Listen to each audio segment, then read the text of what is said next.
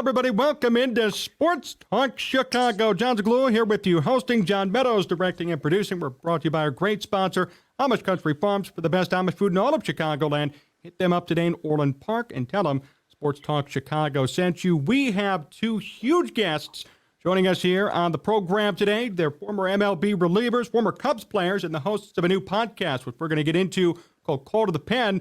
Please welcome Brandon Kintzler and Steve Cishek to the program. Guys, it's great to have you on. How are you? Doing well. Thank you. Thanks for having us on. Yeah, we're working great to on have both of you guys weekend. on. Great to have you guys on here with me. I did want to start with the podcast. I know this kind of just came up last week. How did this all begin? Well, we've been bored sitting at home for a while, or at least I have. I think I've been retired longer than Steve. And then it gets to the point where you're like, man, I kind of want to talk about baseball. And me and Steve are total opposites of the way we go about things, is the way we talk about stuff. But so sitting in the bullpen for a full year and a half together, everyone said we should have our own sitcom, because it was definitely a lot of back and forth, making fun of each other. But we were like, knew how to get serious and wanted to win, but we always kept it fun. I think everyone was highly entertained. Like the games were never boring for us down in that bullpen, because we just had so much fun. Maybe we had a bunch of other good guys too, but me and Steve, we had a lot of pranks on each other. He's definitely the king of pranks. Like, he's very clever. So I always thought if we can just get on the air and maybe talk about some stuff, it'll keep us occupied. I got to ask, what were the pranks? What's one of the biggest pranks that you guys? Oh no, you're gonna have to watch. You're gonna have to listen to the podcast and when those come out. Okay. A little bit of a teaser from Brandon Kintzler right here on Sports Talk Chicago. You guys obviously both in a Cubs uniform. When you guys met and were teammates, how did you guys immediately kind of connect and then grow this friendship into what it is now?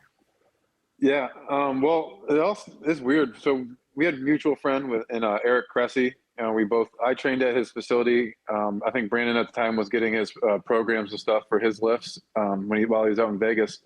And Cressy approached me saying, "Hey, I got someone that might want to rent your house for spring training.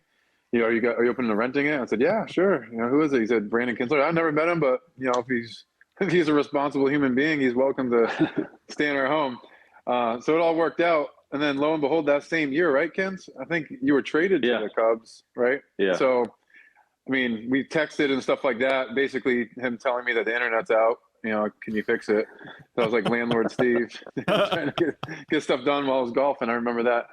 But long story short, we kind of, I guess met through the text messages there. But once he was traded to the Cubs, obviously I knew who he was. He was staying in my house, and we pretty much hit it off right away. That's such a great story. I mean, I find it interesting because you don't hear about too many players who kind of come together by renting houses, kind of texting, and then just becoming friends. It seems like opposite of what goes on usually in Major League Baseball when it comes to teammates getting to meet each other, getting to know each other, and forming that lifelong bond. It's very Well, it wasn't a deal for sure on his house. That's for dang sure. He was definitely a target. So I wasn't going to forget who he was. But then when I got traded, he was the first person that texted me and said, "Welcome to the show, Cubs." And then right away, I just kind of felt welcome. It's obviously it was the second time second time I had gotten traded. And then it's just always, you never know how you're going to fit in, especially with the Cubs, because it's such a tight-knit group. Those guys have been winning for a while, and the core was tight. And, it's just they went about it a little differently, so you just don't know how you're going to fit in. But when someone texts you, "Welcome to the team," it's like, all right, this is going to feel good. And then he was my catch partner, so it wasn't even catch. We were just chasing it or dodging balls from each other, basically. Pretty much. It worked out too, because I remember one time on the plane, Kins was just watching video of himself trying to analyze some stuff mechanically, and he was asking me questions and asked my opinion. Like, man, we're gonna get along. I love talking about the game and mechanics and just trying to help each other get better. So that really sparked my interest too when I saw how committed he was to his craft. I'm the same way with it. How did you two feel about your time with the Cubs when you look back on it today? Steve, we could start with you. Sure. I mean, I can say it's my favorite place I played of all the 8 big league teams I played for. The atmosphere was the first thing that like sticks out. I mean, there's nothing like playing in Wrigley Field. Every game felt like a playoff game. You felt the weight on your shoulders because you're playing for something there. There's a lot of pride in the organization, and the organization made it easy to play for. They were the best at how well they treated our families. So when we're on the road, they were always doing something fun with our families and our kids and wives, and there just really wasn't anything like it. No disrespect to the other organizations, this Cubs just stood out, far and away. And then our teammates were amazing. Every day I would really look forward to showing up to the ballpark. You never knew what funny thing was going to happen, but when the lights turned on, everyone they were just absolute gamers. So yeah, what do you got? Well, when I first got there, I pitched so bad. I hated it. Like, I absolutely hated it. I didn't even want to go to a restaurant to eat.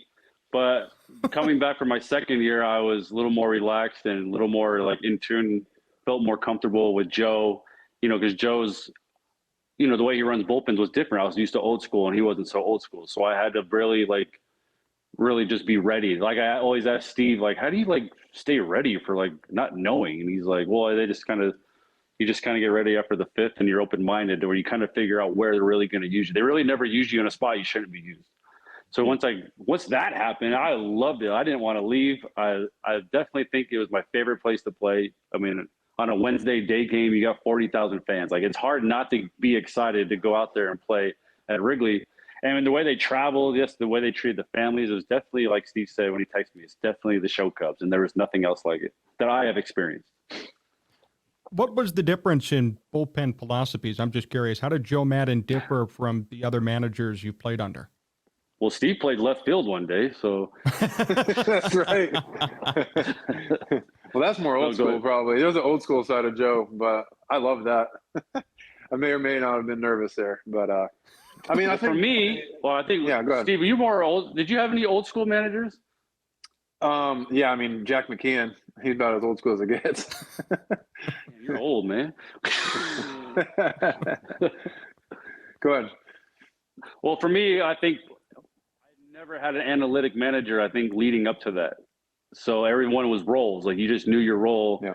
And you knew when you woke up or were you driving to the field that day, you knew, like, if we're winning by 3 runs or less, I had the 7th, 8th, or 9th, whatever I was on that team. And I could prepare for that like all day, and you could just easily be mentally prepared. You could just go with the game. With the game's out of hand, you're probably not going to pitch. If it's close, your anxiety builds and you're ready.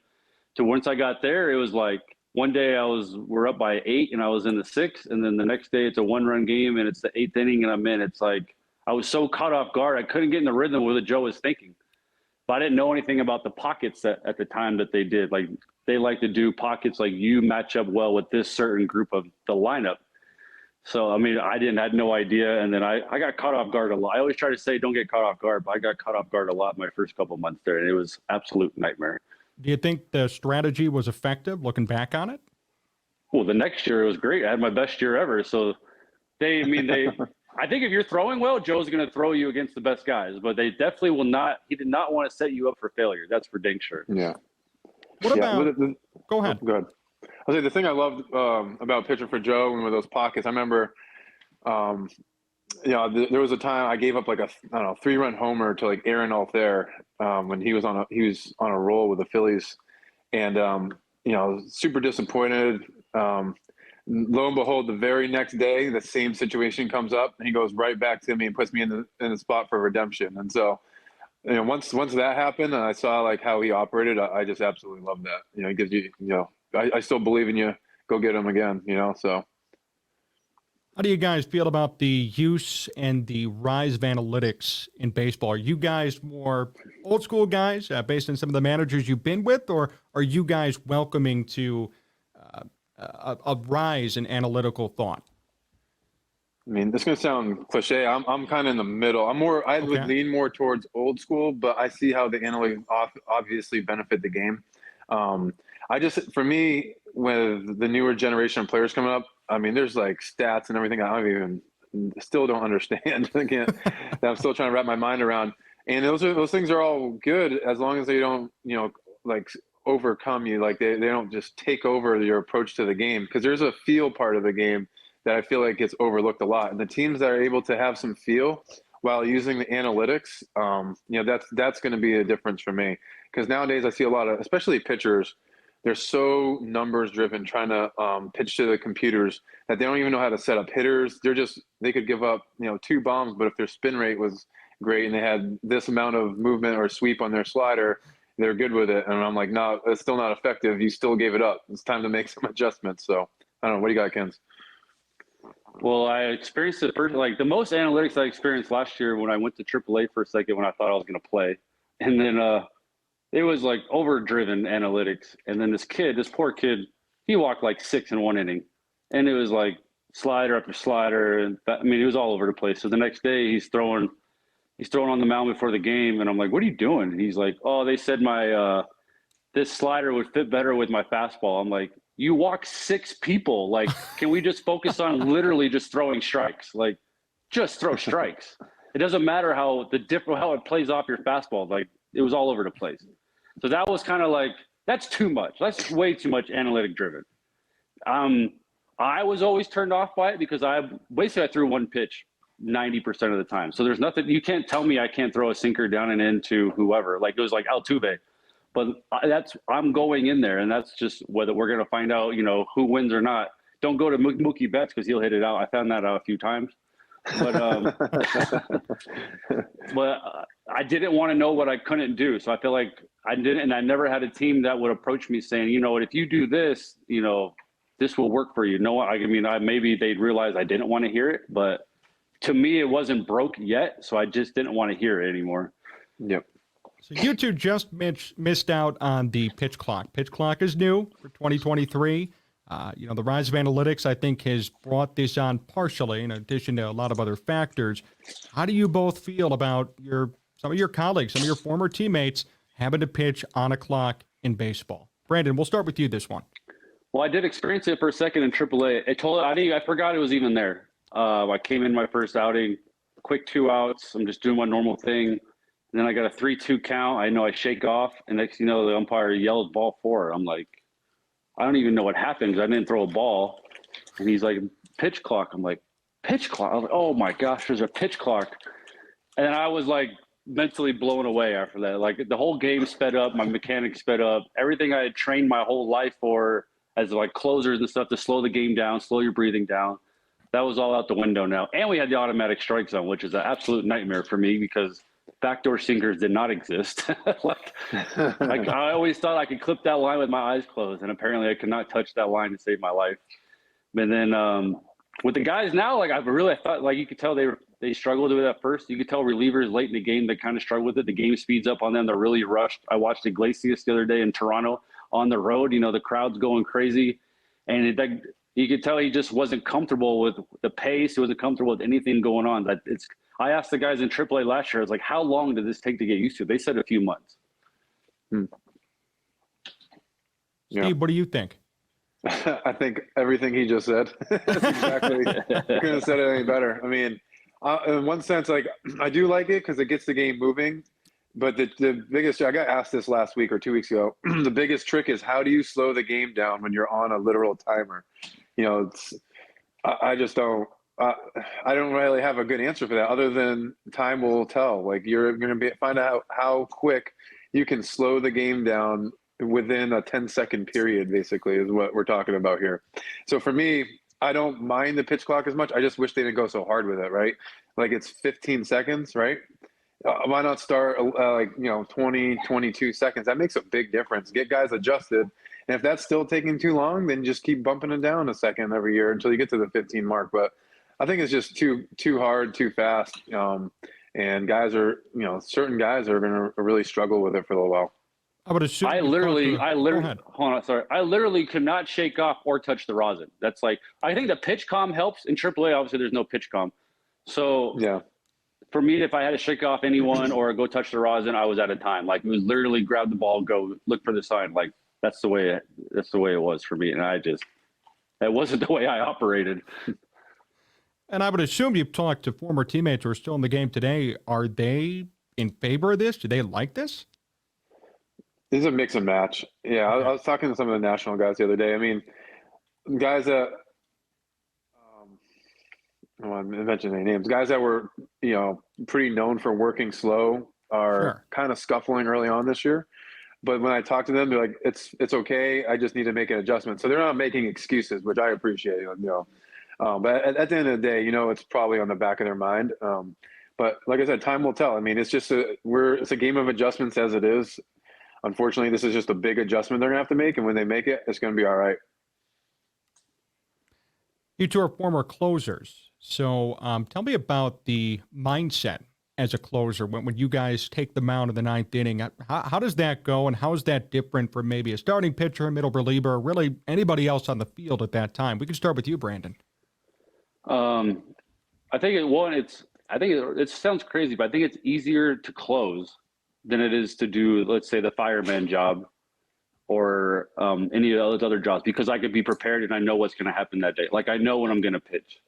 For as far as the pressure wise, it's insane. You definitely, when you feel it like on a road or a 1-run game, the crowd's totally into it. You could tell like you cannot make one mistake, and you're always facing like their best pinch hitter. Like it just seems like it's always the toughest situation. It never goes easy.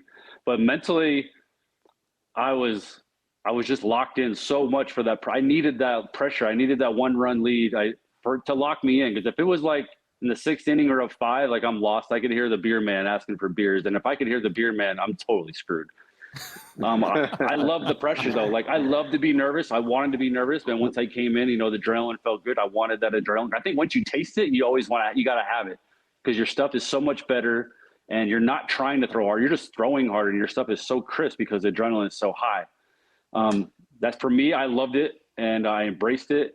And like, I think my mentality was the game's over. Like there's no one coming after me to save me. Like I'm the one that's going to close this out. I mean, I wanted to have that pressure, and I just wanted full on attack mode. I wanted to make them swing. Everyone's like, "Oh, you didn't strike anybody out," but I wanted to literally get themselves out. One is you could be available the next day, but leadoff walks in the 9th inning is just, you could just feel if they get an infield single or whatever, but leadoff walks, they just sense it, and you're pitching a little scared. Yeah, I mean, if I know we said we're opposites in the beginning of the show, but when it comes to the baseball stuff, we're exactly the same. I mean, when I was in, I don't know, I guess my prime, let's say, when I was closing for the Marlins, I mean, if it wasn't a safe situation, there's that just a tick less adrenaline that you have, and it affected my stuff so much to where I would get shelled. But if you put me, when my back was always against the wall, that's what I felt like when you're in the ninth. There's no room to escape. Like Ken said, you're the last man up. Is when I would, typically perform my best, because that adrenaline is so high, your stuff is so much better. And it's almost like when you're able to realize how to slow the game down, it becomes what we call easy speed, where it doesn't even feel like you're throwing max effort. It's just, you're so in control. You have straight tunnel vision. You cannot hear anything, any crowd noise. Like the beer man, the days where I heard people heckling in the crowd, I'm like, oh man, this is gonna be rough. It's a long road. Please so hit it out, someone. Exactly. When I didn't have that tunnel vision going, which when you're closing was rare because you're just always on edge.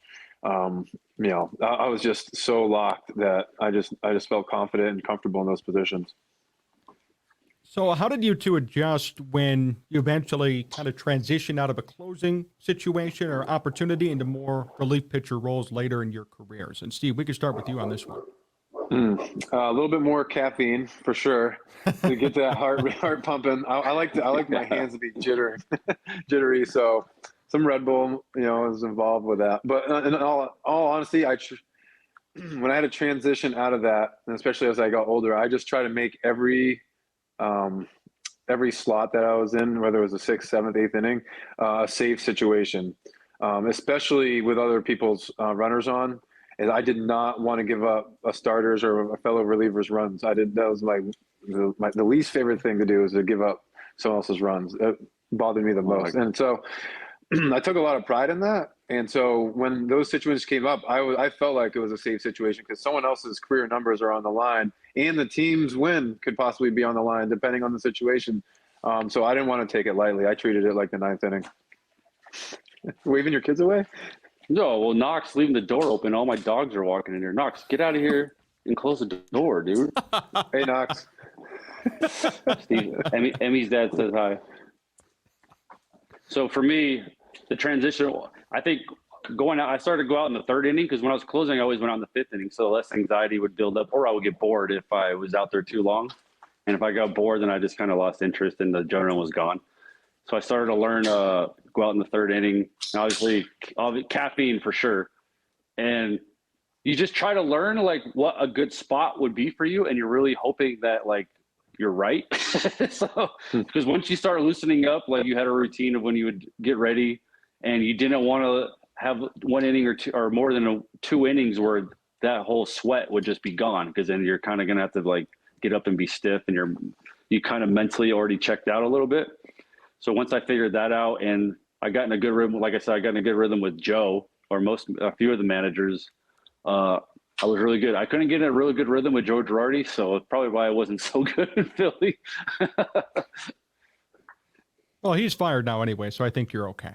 Oh, yeah, I told him to. I'm joking. No, I'm kidding too. Steve, I had a question for you specifically. I remember watching you play and debuting out in Miami, and at the time they had Heath Bell signed him to a big contract. He was closing, didn't really get the job done, and you kind of came in. Can you explain that sort of dynamic where this veteran making tons of money was brought in to close, and then you, a youngster, first and second year in the game, you're taking over for him and becoming the closer in Miami? How did that work, and how did that flow on the team? It was a little awkward at first, honestly, because he was a three-time All-Star, Right. something like that. And we signed him, to a pretty big deal. We had high expectations that year. I mean, I remember in the offseason when we signed all those players, including Heath, I was like beyond overjoyed. Like, this is my chance. Like, we're going to do this. We have a, World Series caliber team, and I couldn't wait for the season to start. Anyways, I say all that it got to a point where the team was struggling a little bit, and Heath was really having a hard time, and it happens, right? We all go through it. And so at first it was awkward because he had, tremendous pride in his job. I remember one day we're sitting in San Francisco, and he's like, "Hey, I just want to let you know, like, that closer job is mine." I'm like, rookie. God. And I'm like, you know what? I was like, we were cool though back then. He was being honest, but he wasn't trying to be a jerk, even though it sounds bad. I was like, look, Heath, I mean, hey, we're a better team with you pitching in the ninth. Like, I want you pitching in the ninth, but right now, I didn't say this, but right now this is where they have us. So, anyways, 2 days later, he actually pitched in the ninth inning, got in trouble. I came in the ninth inning, got us out of a jam, and I pitched 2 innings after that, and we won. 2 days later, same thing happens in San Diego, and I pitched. He gave up a run, I think, in the ninth, a tie ball game. I pitched the next 3 innings and extra innings, closed it out once we got the lead. And I remember doing the on-field interview. We're all, the guys were celebrating in the locker room, waiting for me. And as soon as I walked down the stairs in the dugout, there's another way you go up the stairs to get to like the level of the clubhouse. Heath was the first one, the only one in the hallway standing there waiting for me, and gave me a huge hug and said, "Congratulations." And so I really appreciated that, because I didn't want to take a veteran's job, but I wanted to win ball games, and I was a hot hand at the time, and he understood it after that. And so from that point on, we were boys. Brandon, what about you? Because you weren't a closer to begin with, and you kind of assumed that role for a little bit in Minnesota and made an all-star team. Was there a similar situation that you had to deal with? How did you ascend to that closing role, taking over obviously somebody else and maintaining it, and how did that flow with the team there? Yeah, when I signed a minor league deal with Minnesota in 2016, and then I got called up, and the whole team was struggling. We're like the worst team in baseball. And Kevin Jepsen was the closer at the time, and he had a good year before. And he was just, we're looking to win a game. And he was just struggling. His velocity had dropped, and we needed someone to throw strikes. And no one else had a real experience. It was a really young bullpen. It was me, Fernando Abad, and Jepsen. Like, that was really it. Funny thing is, Ryan Presley was on that bullpen, and I look at him now. But Ryan Presley couldn't throw strikes at the time. And then Eddie Guardado was the bullpen coach, and I had known him my whole life. And he was really good friends with Paul Molitor, and he's like, "Ken's gonna do it." He's like, "He could throw strikes, and he's not scared." So, and then I didn't think I was ever gonna get that shot. I never, because I didn't throw 100, and I was like, no one will ever let me close. But I was like, if I ever get that opportunity, I am so running with this. I am not going to let this go. And then they gave me a first chances against the Marlins, and I was so nervous. I was going to puke warming up because I haven't felt that kind of adrenaline in like ever, and it was awesome. And I got the strikeout stat in the end of the game, and I just ran with that job. I was just I learned a lot about myself. Was full on attack mode. I just knew like right then I'm not gonna nibble. I'm gonna full on attack. And then the next year I was the closer, made the All-Star team. And then you get traded to the Nationals, and all of a sudden you got Ryan Matson, Sean Doolittle. Like we had Sean Kelly on our podcast the other day. Like we had a loaded bullpen. It's like they're like, oh, you're just probably gonna be the seventh inning guy. You're like, dang, I was an All-Star closer. I can't even close for this team. But it was like I swallowed. But I just wanted to win. As long as you wanted to win, and they're willing to give you like Dusty was really good at giving you your role. And he's just basically I assumed the seventh inning, and I just treated it like the ninth inning because really it was. I just came in 2 innings earlier, and we're always winning at the time. And they're really close, so I got to treat it the same way. But luckily, if I messed up, I got to have Ryan Matson come behind me and throw 100 miles an hour, which made my job a little easier. Brandon, how did you feel when you ascended to the closer role? You made the All-Star team. You accomplished all these huge feats in baseball, considering your background in baseball, your story of how you came up. How did that feel for you when you got to that point?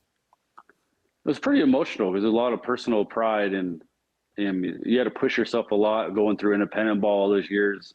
And I'd already gotten DFA'd a few times by the Brewers with injuries and stuff, and it just felt like it's like, man, they're just trying to kick you out of baseball. Like I earned my way back, and now just because you get hurt, I finally made the big leagues, and I got hurt, and they want to DFA you, and then you make it all the way back, and then I have 2 great years in 13 and 14, and then I get hurt again, and they DFA you, and then I got to sign a minor league deal because what I did wasn't good enough still, or they don't believe in you. It's like, oh, you got to do it again. So it's like then I made the All-Star team. It was like there's a lot of big FU really, like when I was standing on that line and I got to tip my hat, and it felt like. And I was warming up they gave me my own inning in the All-Star game. Like that was pretty emotional. And it just felt like I felt like I made it, like I belong with these guys finally. And then, but it doesn't matter because if you mess up, they'll release you the next year anyways. But at that moment, right. At that moment though, it felt like all the hard work finally paid off. And it's just like, I finally felt proud of myself because a lot of times we don't sit and think about like, oh man, I'm proud of myself. Like I did that. Like you're always just moving to the next thing. There's always a game tomorrow. You don't in the off season. Well, I got to worry about my contract. I'll get ready for the next year. Like you never get to sit and reflect on what you've done. Like it's pretty hard. When did you two know it was time to hang it up and retire? Oh, well, Kins isn't officially retired yet. He says he's retired, but I'm telling you right now, he's going to come back. He's a good enough athlete to Did do you get it. the Cubs closer? Kents, Cubs need a closer right now. Yeah, I would love to. I mean, I don't think Jed likes me. Why? What'd you do? I don't know. I didn't do anything to Jed, but they offered me pennies on the dollar after my career year with them, and I couldn't even get a phone call. And I tried to go to them like 3 years in a row. I couldn't get a phone call. Wow, I'd never heard about that story. Obviously, no one ever hears about that. They probably won't get a job again, but Would you be open to coming back though today if Jed Hoyer gave you a phone call?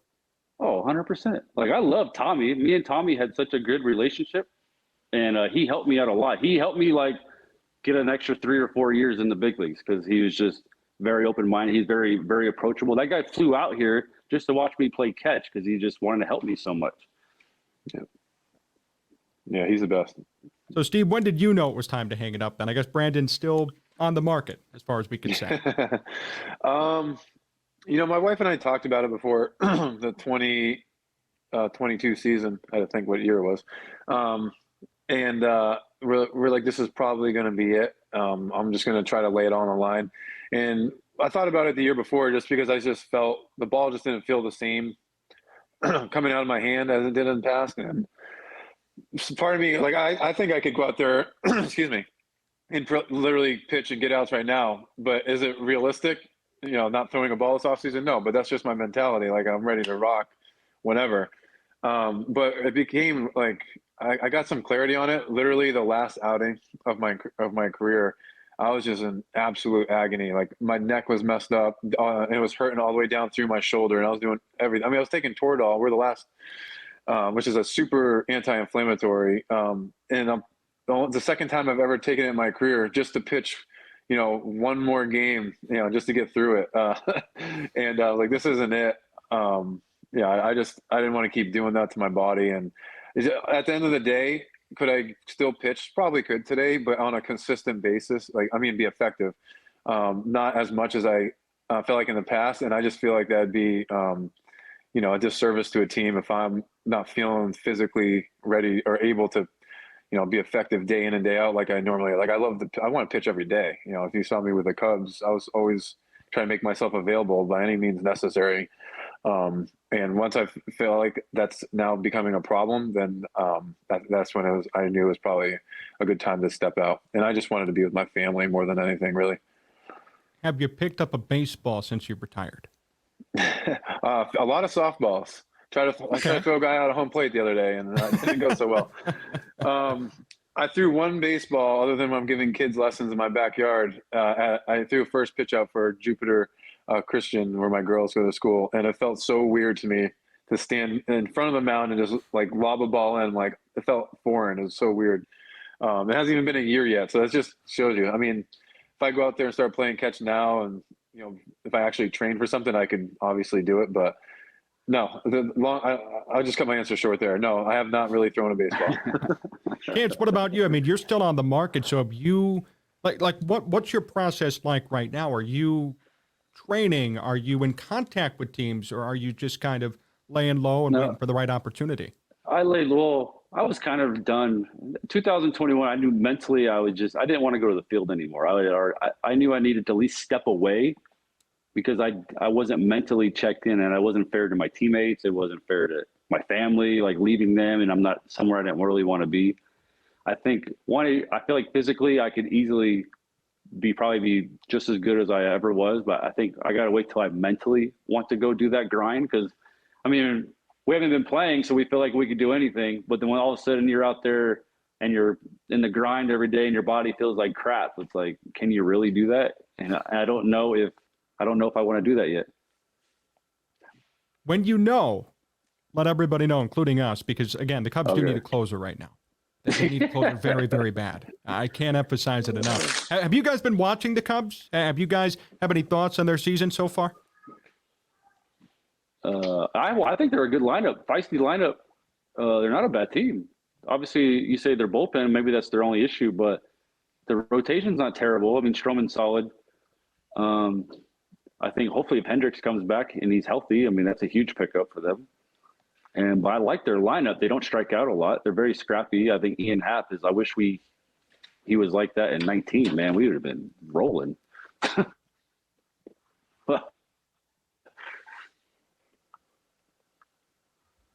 Steve? Oh, you frozen? Uh-oh. What time I got to take my kid to soccer. Let's see.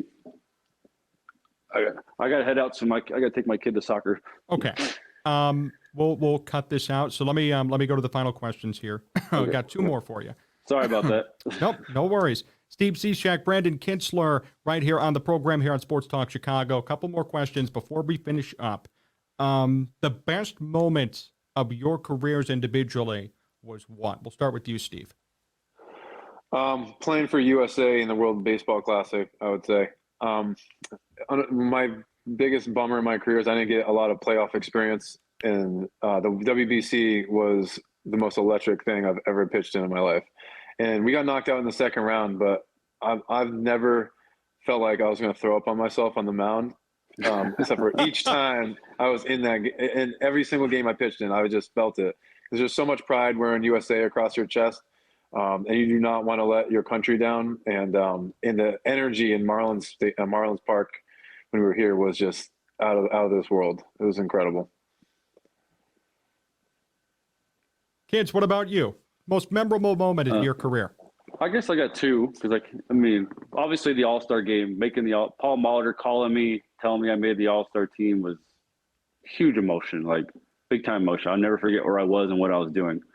And then really not leading, but I would say just giving everything I had the Marlins making the playoffs in 2020. I get it was only 60 games, but we were like probably supposed to finish last. And then us making the playoffs after being shut down in COVID for almost 2 weeks in that hotel, and we lost 18 players, and we still came out and won all those games. It was, and just to see like the joy of the guys that have been on that team for years of finishing last so much, and to see like them getting some success, I was very emotional, like saying that whole time and saying goodbye to that team. And then final question for both of you. Funniest moments in your baseball careers are what? Go ahead, Kens. I would say probably there's so many with Steve. It's hilarious. But one time that he hid, I would say he hid my clothes in my locker one time. That's what I was going to say. He put me on a full scavenger hunt around Wrigley Field to go find my stuff, and then by the time it ended up being literally in my safe in my locker. But there's video of this somewhere, and we need to find someone with the Cubs. Hopefully, someone with the Cubs has this, and there's video. We need it, and we need it. I took a video from the video room. I took my camera out. We were watching him, and you can hear like commentary from like Schwarber and stuff like that. Just of kids running across the field, running into the bullpen. I set up a fireworks when it opens. One of the clues was in the bullpen phone. So when he opened it up, it was supposed to explode and like pop, and it was a failed attempt. My kid's yelling at me. I got to get out of here. Yep, no worries. Yep, Thank you we'll so end it much. there. Thank you guys so much for joining me. Really appreciate it. Yeah, thanks for having us on. Yeah. Thank you. Take care. Great talk there. Brandon Kintzler and Steve Cishek. They have a new podcast, which we talked about. That's why we got them on the show tonight. Call to the Pen. It's on YouTube. It's on podcasting platforms. We'll put the link in the description of this video. But how about that? Really cool. Walking down memory lane, talking to two pros, two former Cubs who were teammates here about their baseball careers, how they came together, and what they're doing today. I love those perspectives. And I was telling John off air, I remember Steve Cishek debuting. I remember what he was talking about back in 2012 when he took the job from Heath Bell, and he went on a rampage for a couple of seasons out there in Miami. And I'm sure many Cubs fans remember Brandon Kintzler and his setup roll out in Milwaukee in the early 2010s, and then obviously both of them coming here to Chicago in 2018 and 2019. A great interview, very unique, very different, and I'm really grateful that we got them on the program here today. And that'll do it for us here on Sports Talk Chicago. Big thank you to Steve Cishek and Brandon Kintzler for their time here tonight. John Meadows directing and producing, running everything behind the scenes. Our good sponsor, Amish Country Farms, and of course, you for tuning in. You can follow us all over the place on social media at Sports Talk Chicago. Subscribe to the channel for more Bears, Bulls, Cubs, White Sox, and Blackhawks content. And we will be with you later this week for more Chicago sports news. Thank you guys so much. So long, everyone.